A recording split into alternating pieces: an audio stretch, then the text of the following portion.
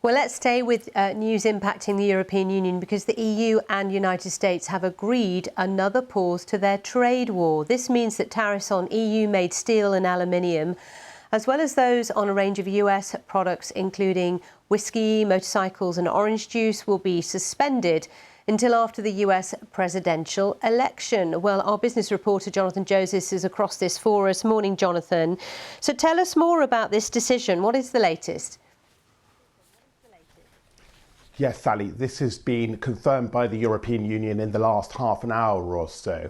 And what it is, as you say, there's a US election coming up next year, and that seems to be a key reason as to why we've had this announcement now. The suspension of these tariffs was due to end at the end of this year, but that's now been pushed back another 15 months to the end of March 2025 after the winner of that election has taken office in the White House.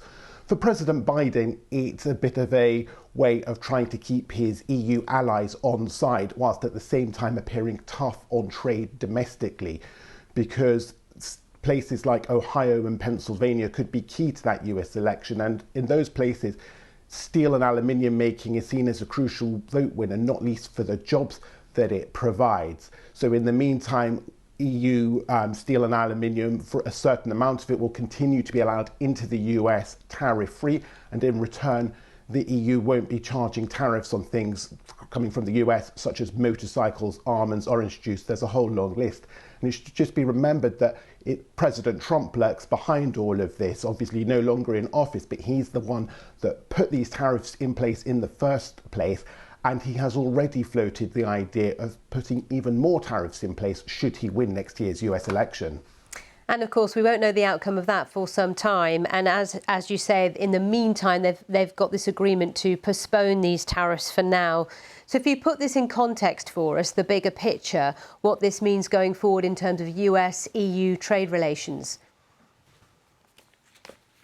Well, in the background to all of this, there is a bigger picture, which is that the EU and the US are somewhat unhappy with what they perceive as Chinese action in the steel and aluminium market of dumping and of overcapacity. Dumping means that they think that the Chinese make more steel than they need and that they sell it below market prices. China has in the past denied that it does this. But there's another aspect to that too, which is the environmental aspect of steel production. And for the last couple of years, the EU and the US have been trying to come up with some kind of a global policy which would penalise with tariffs the most dirty steel that is produced. But they haven't managed to reach an agreement just yet. Now, that's going on in the background, and it's indicative of a wider US approach of trying to reform the global trade system. That is something we've heard consistently from the Biden administration, but they've not been particularly forthcoming about the particular details of what that would mean in many ways. And so we head towards a crucial meeting of the World Trade Organization, which, by the way, ruled last year that these tariffs on steel and aluminium were illegal. The US said they needed them for national security. But we head to this crucial meeting of the World Trade Organization in February in Abu Dhabi with not much prospect for reform of global trade on the agenda. It seems unlikely that that meeting will yield anything much that's concrete. And so the impasse on global trade continues. OK, Jonathan, thank you for now. Jonathan Joseph's there, our business reporter, with the latest on that around the world and across the UK. This is BBC News.